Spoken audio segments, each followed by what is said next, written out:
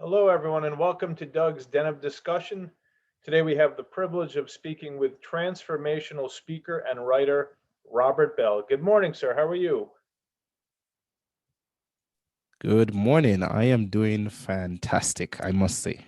Thank you so much for having me here. Oh, it is my pleasure, man. I know that you've won many awards and you're well known in many countries. So, um, I see the book that you have the book "Blow the Lid Off: Reclaim Your Stolen Creativity, Increase Your Income, and Let Your Light Shine." So Robert is a transformational speaker about creativity is his specialty. So Robert, maybe explain a little bit about the book. Yeah, thank you so much. Absolutely. Blow the Lid Off is a book that has multiple dimensions to it. Obviously, one, the English expression or the American expression of, blowing the lid off, it's usually associated with some sort of conspiracy, unraveling a conspiracy. And the conspiracy that this book is unraveling is that many of us think that creativity is a special superpower endowed and only those who climb the mountain and hold the crystals and have that magic power. Well, it's absolutely a conspiracy. Every single one of us is creative or born with the ability to be creative. So that's what the book is about, just really unraveling that conspiracy that we think creativity is limited to artistic expression and it's only for a special set of people. But you can be creative in whatever domain, sphere of life that you are, even if you're a stay-at-home mom, if you're a professional, no matter what you are. And then the other dimension of the book is that the book is about helping people reclaim their stolen creativity. And in doing so, it helps you to blow the lid off your limitations, blow the lid off self pity, blow the lid off self sabotage, self silencing, just blow the lid off of this I can't, or I'm scared, I'm scared, I'm scared. And really operate in a realm of I can, and I must. These are topics that are near and dear to me because struggled with even self pity, suffering, um, maybe even self-image, over the years. I'm not good enough to do XYZ. And then working in a field that isn't really a creative field, if you will, a lot more rote, dogmatic, um, 8 hours a day. And then you have that other part of life that's trying to burst out, that's trying to say, hey, here I am, I exist, I matter. Um, and so I think the creativity and or even that deeper sense or self expression gets hidden beneath sort of the blanket of going through the motions. Often people live on autopilot because that's what's being demanded of them. The creativity is not being demanded of them. The self expression is not being demanded of. That dogmatic, sort of more automaton ish existence is to make a buck. But deep down, there's that piece of us that is hungering to be seen. So, what would you recommend people that are feel like they're struggling to get that part of themselves, that truer part of themselves, out into their consciousness, into the world? Oh, dog, man, who are you telling about such a situation? I think you just described my life probably 10 years ago. um, One thing you didn't mention at the top of the show, and I'd like to let our listeners know, is that I'm a qualified accountant. I am still an accountant. So, man, oh man, have you just described the situation I was in, creativity not being demanded of me, the same thing over and over. And I went through the exact same situation where there was this part of me trying to burst out, trying to get some sort of attention, to be listened to, but it just continuously been suppressed. I continuously suppressed it. So what I advise people to do is first recognize that your identity is not just limited to your profession or to your work or to your educational achievements, right? What I say is that the source of your identity should never be your profession. And so I can't, what I did is that I removed trying to find my identity in a profession. Instead, I went into my profession to express my identity. How did I do that? I mean, it's a very, I don't want to say difficult, but it's an easy task to do, but it's not, it's a simple task to do, but it's not easy. Self-expression comes from trusting yourself. That's the number one thing that has to happen. You can't get to a point of self-expression, getting over self-pity, getting over that mindset of I'm not good enough, unless you can first trust yourself. And in order to first trust yourself, you must be able to recognize what's unique about you. Hey, I know the first thing people are going to say is like, well, there's nothing unique about me. I'll challenge you to that. I'll challenge you to sit down and really pay attention to the things that have been very recurrent in your life, even within your failures. There's something that's recurrent that you're good at. There's something that keeps coming out, but you've just not been able to pay attention to it. A lot of this often comes back to the start, right? And y- the world doesn't need you to be creative. It doesn't need, or at least on paper, it doesn't need you to be creative or self expression. What it needs you to do is get a job in the consumer market and pay your bills and, pardon me, but shut the fuck up and do what you're told to do, and go about your business. But that's not what life is about, right? That's what consumerism is about. The marketplace is about that. But at the same time, if we didn't have people who were creative, it would be a very dull and empty world that we live in. So, it often comes back to that kind of homogenized, everybody's supposed to want the same things: the 2.5 kids, the two-car garage, items, things. But that's not what stimulates the soul. That's not the truth of the soul. The soul, when you're a child, isn't saying, oh my God, I need a great contract so I can make XYZ and blah, blah. No, the soul is to that joyous expression and that fulfillment of it. But then it gets kind of, stunted as you develop, because it's not encouraged necessarily in school, or in the world as you develop. It's sort of pushed aside, and it's something you have to really fight for, to say, no, I'm carving out this half hour, 2 hours a day for me. And it's even a strange thing to say, a half hour for me. Well, it should be 24 hours, right? Because we're here to express ourselves, to bring forward our abilities and our potentials. You absolutely said it. You're just unraveling the book and peeling back all the pages or swiping through the pages of the book. You see, as you said, going from the beginning, we're conditioned and socialized to really operate in the comfort of conformity. That when we've conformed, when we've gotten the job, when we've gotten the contract, the 2.5 kids, that we've achieved it. So we've allowed society to define and paint the picture of success for us. And oftentimes we don't take time to really paint that picture of success.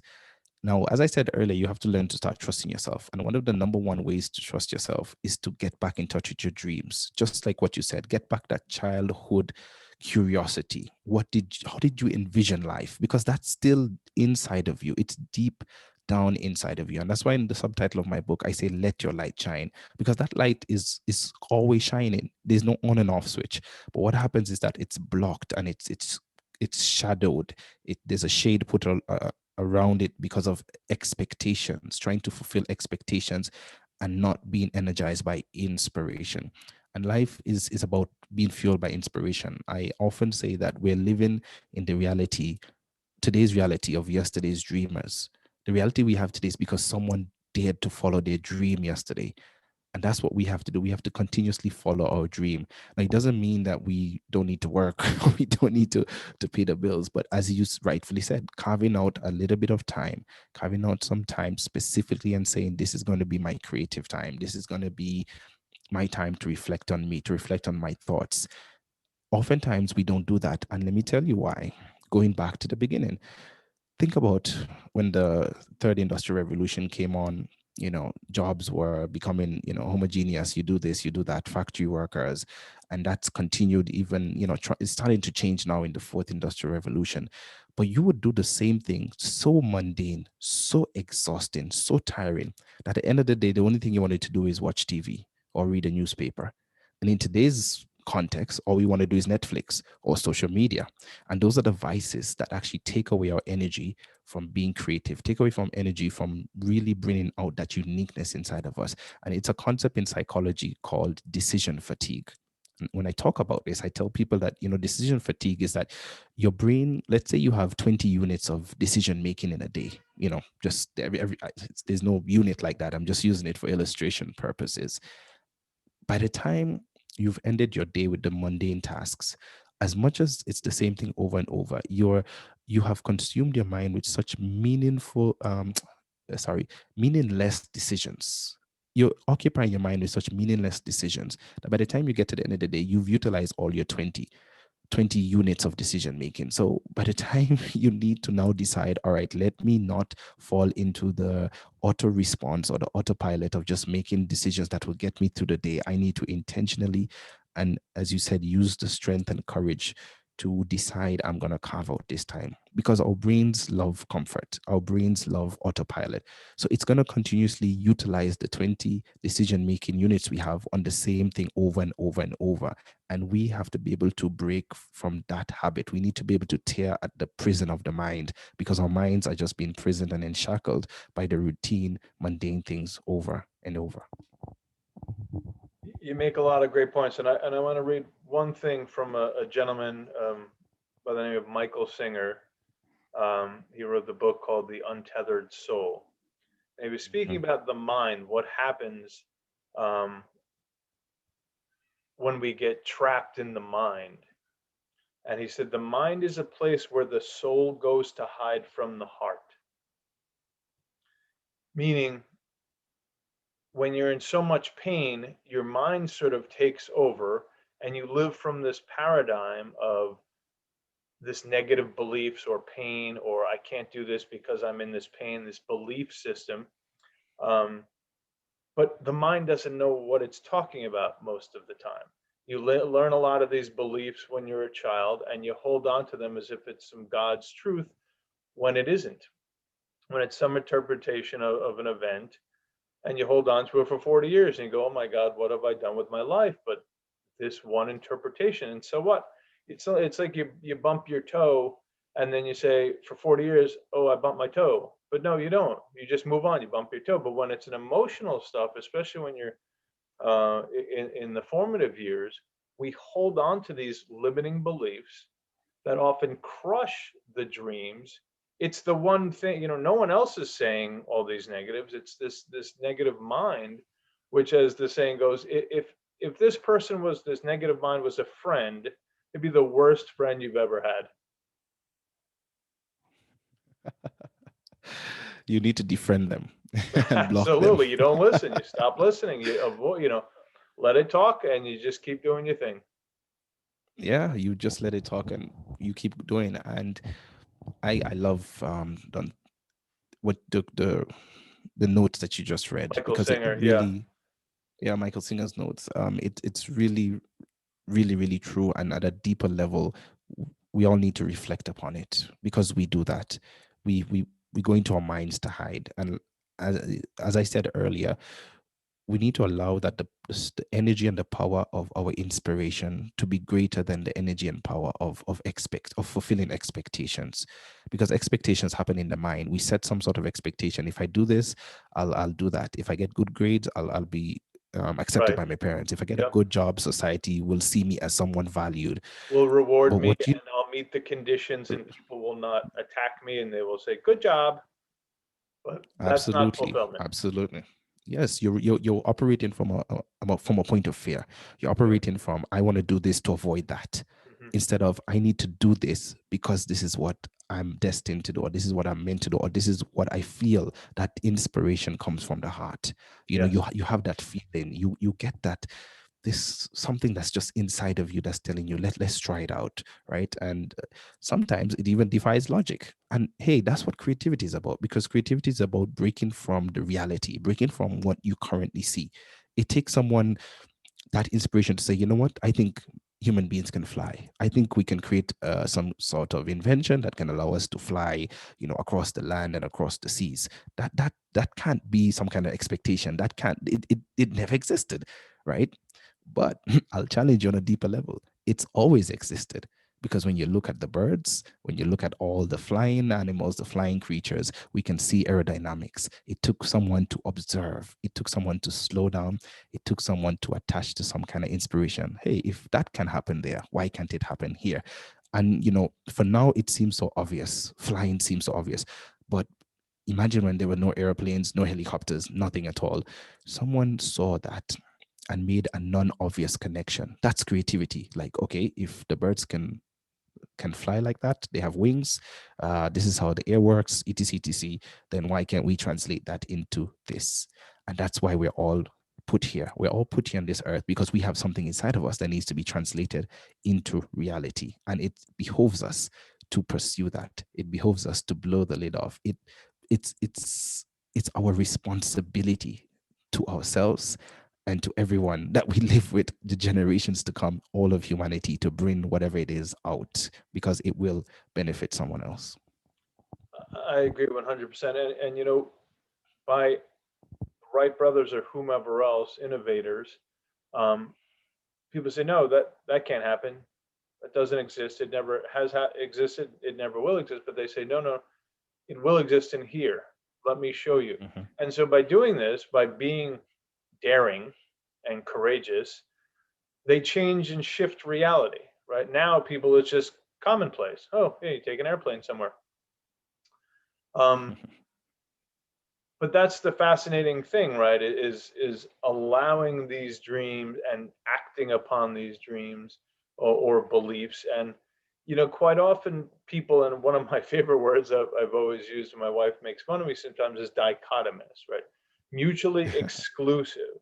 And so when you have the brain saying no and the spirit saying yes, you have a real conflict, and it can tear you up inside. And so the mind, what I've been learning is the mind needs to be dictated by the soul and by the heart, rather than the soul and heart be dictated by the mind, because the mind, once again, is just stuck in the parameters of what it's experienced. The mind isn't the visionary part, it's that soul that's driving that visionary part. So what would you say to someone who's struggling with maybe a job, or just feeling really stuck? What would a few tips you might give to someone to maybe loosen up that creativity and loosen up that hold, that stronghold that mind prison has on them? And I can tell you it's a very real situation where many people have insomnia. And when I mention dreams, some people were like, I can't dream. Whenever I go to sleep, I have nightmares. And that's real. I understand that, because you're such in this prison in your mind, because those you keep ruminating on thoughts and ruminating on thoughts. What you need to do is stop. You literally just need to stop. How do you stop? It comes from, and I don't want to just say willpower. You have to stop it by doing something different, because whatever you're doing is leading you or creating those actions. Many times we need to get rid of the routines that we have, because you see, the routines, even if they're not harmful, or you can have a routine that's not necessarily destructive to you, but it's fostering a destructive action or thought. Let me use an example. For example, maybe you eat dinner at 10 p.m. You eat your dinner at 10 p.m. Now, I don't want to say that's too destructive, but because you've maybe in your mind you've associated eating late because you have been procrastinating over eating, or you're worried about eating the wrong type of calories and so on. So whenever you do that, your brain is just like, all right, we got to go back into this cycle. We got to keep ruminating. We got to keep ruminating. So first thing is to just put a stop to it, and you got to put a stop to it by changing your routine. Number two, you got to start something new. You definitely have to start something new, get a new routine going, try something different, because your mind will continuously put you in that cycle of prison, because that's all it knows. It's not being exposed to anything different. It's not trying anything. And the moment you want to try something different, you procrastinate. And when you procrastinate, it fuels your mind to say, I told you, that's not for us. Stay here, man. It's like your mind has a rope on you. Whenever you just try to leave the house, it pulls you back in, it pulls you back in, it pulls you back in. You got to start it. So many people who I coach, I ask, all right, so you're stuck in your career. All right, what do you think you need to do? I need to improve my skills. All right, so why haven't you started improving your skills? Well, I don't have money to start a course. I don't have whatever. I said, you know what? That's just excuses. That's procrastination being manifested in excuses. We live in a digital age right now. You can start learning something even on YouTube, but we always want to learn. Oh, let me find the best course, and we type in best course to learn whatever skill, public speaking. Who's the best public speaker? Top 10 skills to be a better public speaker. What you need to do is just start public speaking.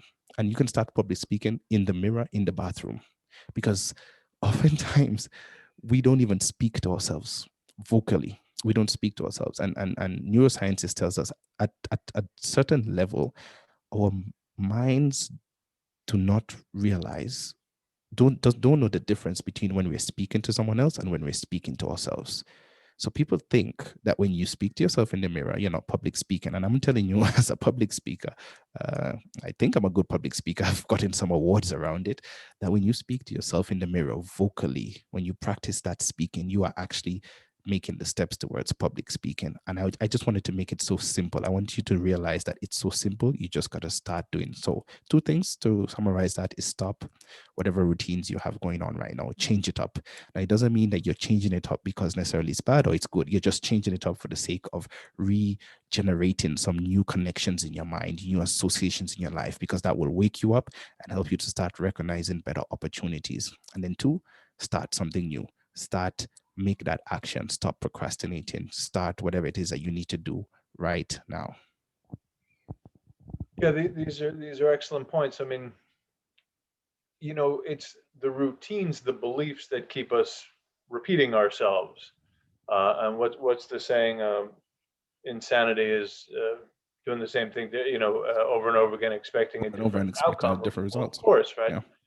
But it's when we're laying in bed, it's not the self that's generating this, the mind chatter. It's the psyche, the ego saying blah blah blah blah blah blah blah. Fear, trying to control. Um, but obviously, you can't control all these outcomes. And again, once again, if we really identified with what the mind is saying and then looking at the outcomes, it's wrong most of the time. How someone's going to respond or react, or why something happened one way or the other.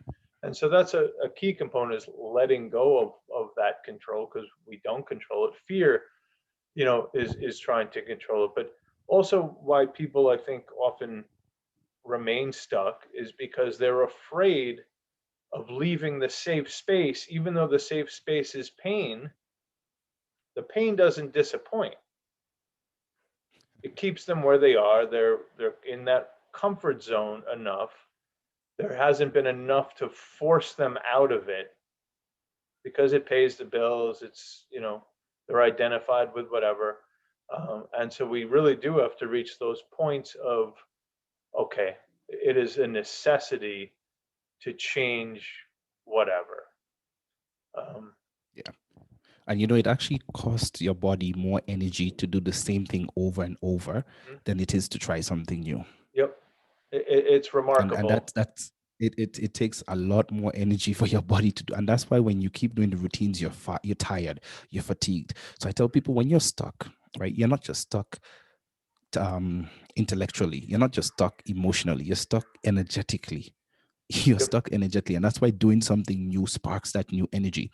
Yep. I like exercising, I like going to the gym, and my trainer always tells me that we got to change the workout, we got to shock the muscle, we got to recruit new muscle fibers, and the only how we can do that is that we got to change the workout. We either increase the weight, change the angle. Sorry, we got to do something different to remind the muscle that we should never get to that point where we're totally comfortable, right? It's good to master something to get better at it, and practice definitely makes perfect, in my opinion. But you also got to keep changing it up. And here's a bonus tip. Here's a bonus tip. You see, when someone says, look, I can't do it, that's just procrastination. It just goes back to procrastination. My bonus tip is, you want to get unstuck, find a place and an avenue where you can serve someone. I didn't say start a business. I just say serve someone. Yeah.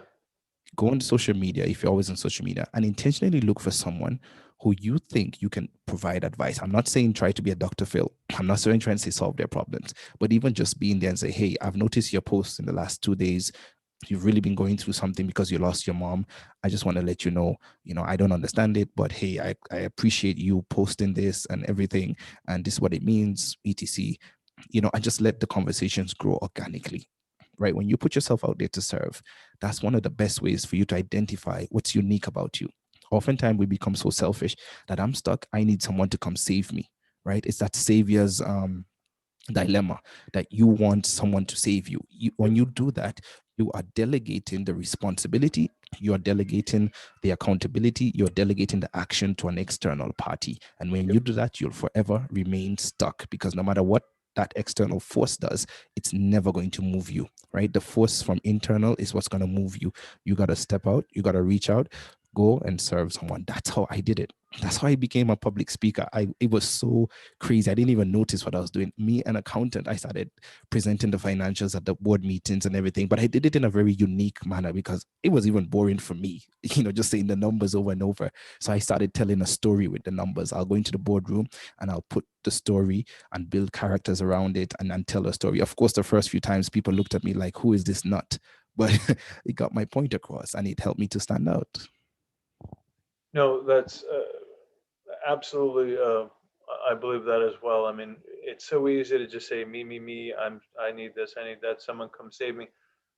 No one's going to save you. The universe will meet you halfway, but it's not going to come knock at your door and say, "Oh, you need X, Y, Z. Here you go." No, no. You have to find that willpower. Sometimes it does that. Sometimes it does that, but we are so stuck. We're so blinded. We have blinders on that we don't even see it. Because when we do that, I'm sorry for jumping in there because this Okay. one just came to me so strong. When we do that because we're expecting the packaging. We're already trying to describe the packaging. Whenever I get a problem, whenever I first sit down when something goes wrong and I see what's really going on here, what's the story. Am I seeing this as a problem because I've just come from a space where I was probably having a fight with my family member or my partner or someone like that? Because oftentimes we transfer energy.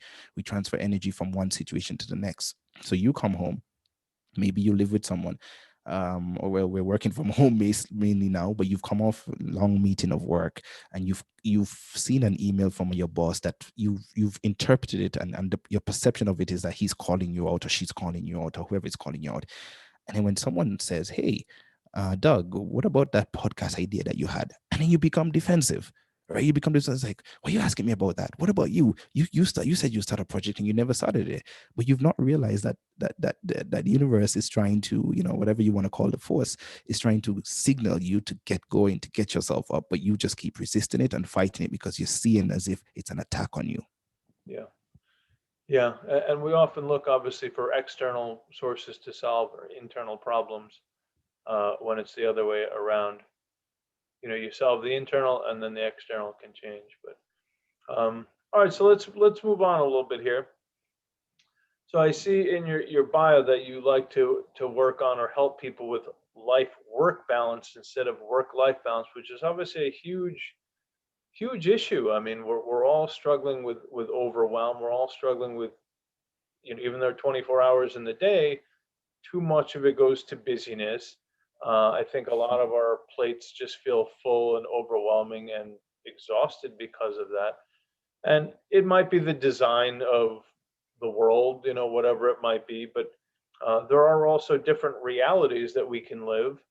Um, we could sell our house and cut down our working hours because then you don't need as much money and get an RV. And, there are alternative realities. But what would you say in general to that sort of work a day, hours for dollars reality? It goes back to the vicious reward cycle. Many people, one of my signature talks, especially since the pandemic started, was ditch the overwhelm. And many people, every time I speak to people, about 90 to 100% of people, when I really genuinely check in with them, I say, hey, how you doing? In a corporate space, in a social space, in even just my neighbors, and I really ask them, how are you really doing? And they're like, look, I'm overwhelmed right now. I have the kids at home, or I have this, I have work. There's just so many things, and even some like very senior respected people that I look up to. I was speaking to one of them the other day, and he was like, look, I just have too many emails and I'm worrying that I might be missing out on something important, right? So we all are dealing with some sense of overwhelm because of one, the reality in which we live in right now, and number two, as you said, as I said, that vicious reward cycle. We need to prove that we're doing work. And I read something, I think a few days ago, that said, look, rest is not a reward to be earned, it's a right to be exercised. I Yeah. mean, I paraphrased in a bit, right? We think that we can't rest until we finish the project. We can't rest until I've read all my emails. We can't rest. And rest doesn't just mean sleeping, rest means taking a break. And because we're working from home right now, we are working throughout the night, we're working nonstop because your desk is right there, it's the same place. You have to be able to get up and just two tips that I said earlier: stop what you're doing, the routines that you've gotten yourself into, and start something new. Go for a walk. What I started doing is going for a walk at 11 a.m. and at 5 p.m. Right, every day. I stop. I get off my desk and I stop. The challenge that we have is that many of us are so hung up on perception. We're so hung up on perception that if I don't finish all of this work, people will think I'm not working. And yes, I totally understand there's some working situations where there's a lot of pressure coming down. There's a lot of pressure coming down. So you continuously push, you continuously push. But as you continuously push, your energy is diminishing. The returns are diminishing, they're decreasing. And so your output is getting less and less, and you get into that vicious cycle of working longer but producing less, working longer and producing less.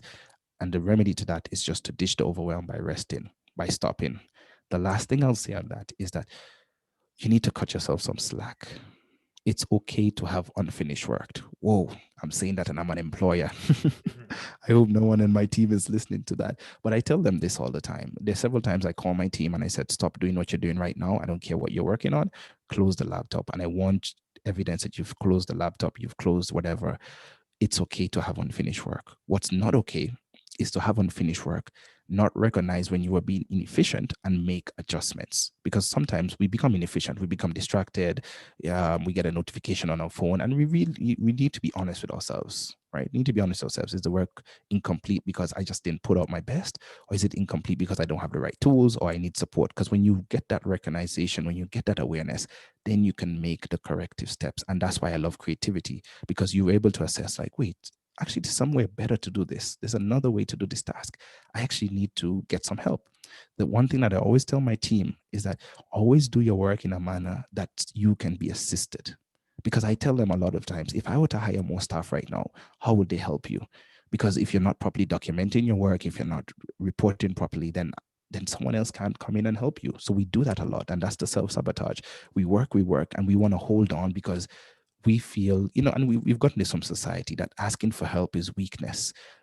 Raising our hand and say, hey, I just don't get this, hey, I need some support, hey guys, look, today it's just not a good day for me, please, can you give me a little bit of time. We're penalized at times for doing that, and it's a culture we need to change. When someone raises their hand and say, hey, look, I'm just not getting it right, we need to pay attention to that. So that's what the life work balance comes in, because I believe life comes first, right? And then work should give meaning to life. I don't care even if you're a truck driver, if you're a grocery packer, whatever you're doing, right? You need to do it and bring out yourself into it. Now, I'm not saying to cause friction in your job, but you need to find a way to make your work enjoyable, find a way to make your work exciting. You don't have to try and show off, you don't need to try and go for awards in the office.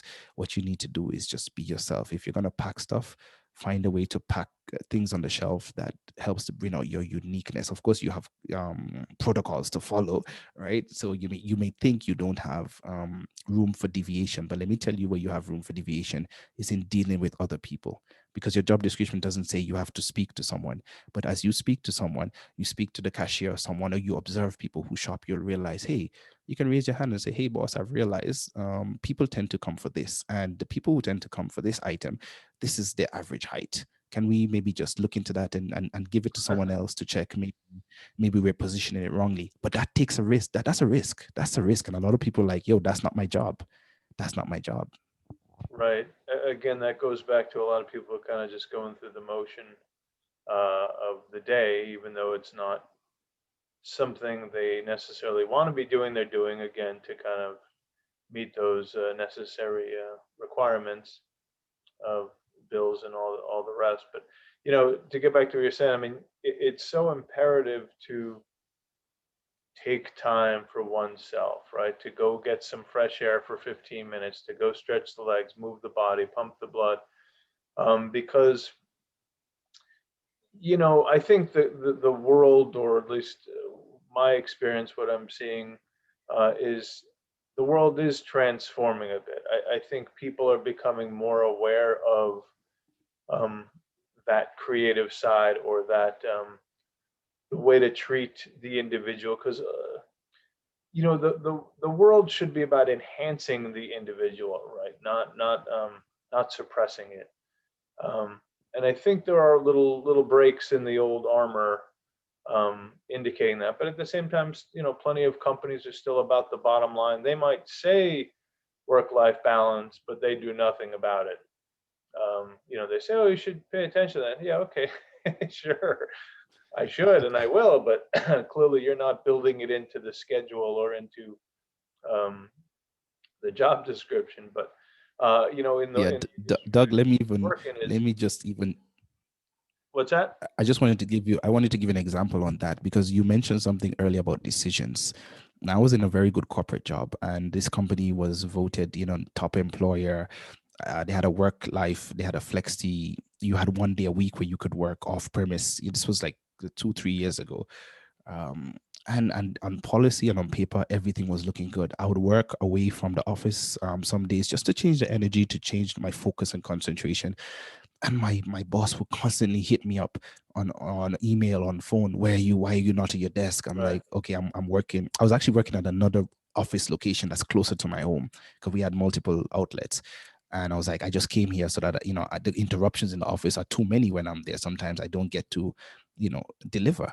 And his concern, I mean, he was an old school guy, he was near retirement, and his concern was constantly, why you're not at your desk? I can't prove that you're doing your work. I was like, but you don't need to see me, doesn't prove that you're right. doing my work. Micromanager. He wants to control everything. Yeah, wants to control everything. I went to the human resource and I said, listen, this is not a healthy working environment. And they were like, well, you need to find a way to work it out with your boss. I'm like, so why did you exist?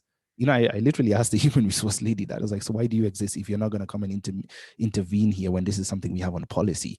Yeah. Then and I got to a point where I was getting sick. I got overweight. I couldn't sleep. My wife was telling me I kept having nightmares. I'll be arguing at night.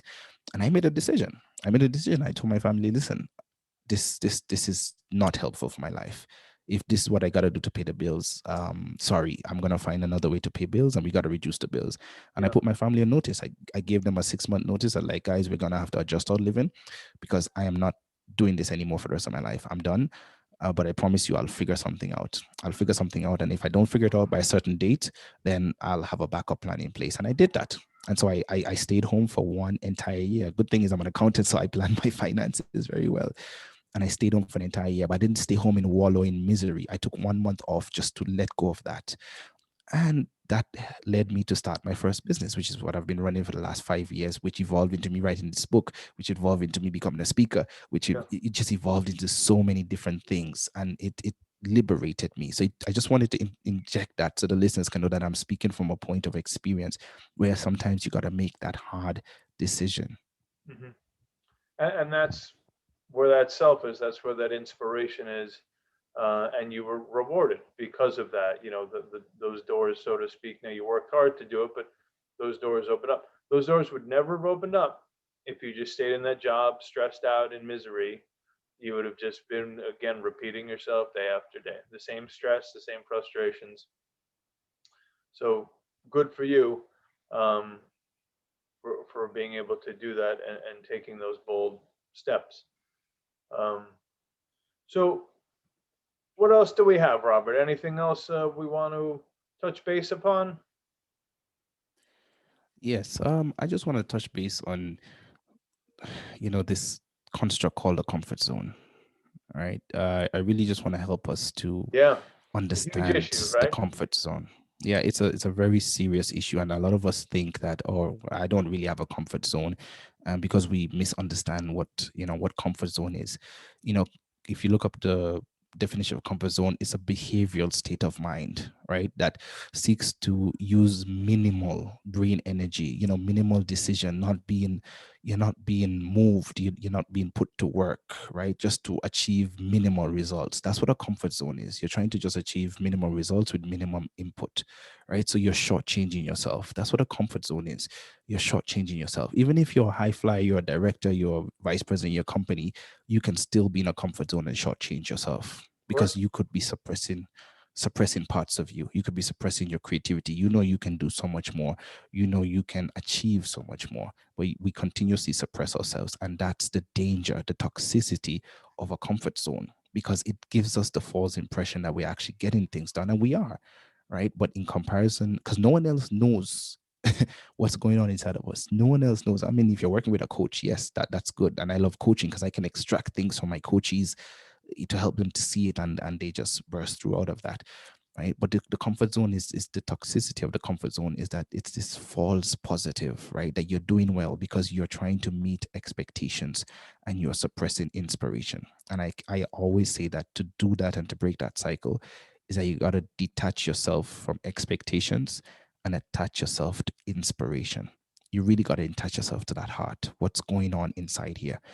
And when you get in touch with your inspiration, it can be messy at times. There could be some scars, there could be some trauma that's there, right? But Dr. Brene Brown, vulnerability researcher, says that when she interviewed people around their shame and shame wounds and vulnerability wounds, right, 85% of them can relate that to an experience that happened in elementary school, right? And half of those people, out of the 85% of people who can trace it back to elementary school, half of those people said that that trauma and that vulnerability wound, their first encounter, was around creativity, was probably a drawing, was probably, Yeah. what do you think kind of question, right? And that stuck with them. And that the inspiration for them died. The inspiration for No, them I died at agree. that I point. So had when you get many that, things happen to me as well from that I was trying to express myself in ways that was not conventional necessarily, and it was shut down time and time again uh, as a child.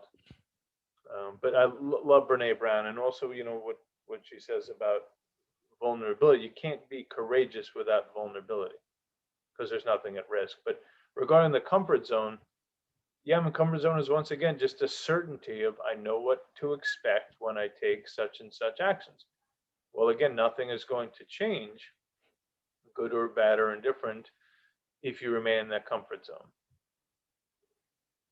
absolutely nothing will ever change. And my last point on that, Doug, is that we all just need to be very self-aware as to what's going on in our comfort zone. Now, I'll give you a very typical manifestation of the comfort zone that I use whenever I give my speeches and talks and workshops. I usually just give an exercise and I ask people, oh, how many of us are in the room? How many, just a simple mathematical question, very curveball, no one expected coming. And I can guarantee you, every time I do workshops, every time I do seminars or I speak, and I put someone on the spot, you can see the nervousness, you can see the shaking. And I ask, what's going on with you? Right? What's going on with you? He said, look, I'm just not good at math. I didn't pass good in math. And I asked them, so when is the last time you did a math test? Oh, when I was in high school or maybe college. How long ago was that? 15 years, 20 years ago. So I asked them, I threw the question back at them. I was like, so in the last 15 or 20 years, since you did that last math test, you're trying to tell me that you have never ever improved your math skill till this point in your life. And you're telling me by that statement that you will never ever improve your math skill because that test score said you didn't do well, and that test score has branded you for the rest of your life. And every time I say that, tears come down people's eyes because it's like, that's what we do. That's the toxicity of the comfort zone. Because something happened, we can't take any action. You can change that. And I tell people, stop that. Don't ever say that in my seminars that you were not good in math. Today is a different day. You can get better at math. And getting good at math doesn't mean that you can calculate things in your head. And I keep telling people, stop that, right? Stop putting pressure on yourself like that. It doesn't mean that if I ask you what's 200 times 473, you're going to come up with some sort of, answer quickly like that. It doesn't mean that way. You need to know your work process. All right. If it means writing it down on a piece of paper, you got to write it down. If it means punching it in the calculator, you punch it in the calculator. But math is not just memorizing things in your head. And that is what I mean by the toxicity of the comfort zone. Yeah, and often these events, traumatic events, get stuck, right? They become overwhelming to us at the time, and that's why they get stuck in our heads and our hearts, and we don't move past them. But we have to move past them. We have to allow them to move through so we can recover ourselves and move forward. But so, Robert, this has been really nice speaking with you. It's been a really inspiring and interesting conversation, and so infrequently do you get to speak with people on a deeper level. Most of it's a lot more surface, but this is where the good stuff is, if you will. Yes. This is where the good stuff is, because we can definitely get deep, and I really love coaching. I see the transformation that happen in people, and also just the vulnerability when someone starts out and we start sessions. You can just see the fear that's going on, the anxiety, the vulnerability, and just working through that, Yeah. just that transformative power, just blows the lid off, and I love that. Yes, sir. Yes, sir. Well, this has been a great conversation. So I guess we'll wrap it up here. And again, check out Robert Belle, transformational speaker and author, and his book is called Blow the Lid Off. And I think we've done that today. Thank you so much, Doug. I think we've definitely done that. I've enjoyed this conversation. Very good sort of fireside chat. I wish there were more people here. We could have had question and answer. This could have been a good live session. But people can still ask questions, reach out on social media. You can get in contact with me through my website, www.robertabell.com. And it's the same across social media networks, YouTube, LinkedIn, Twitter, whatsoever. So yeah, happy to hear from you on what stood out from you. And thank you, Doug, for this conversation. And I've enjoyed this time in the den. Thank you, Sarah. And you have a great day. Okay, Robert? All right, you too. You well. Bye-bye. All right, bye-bye.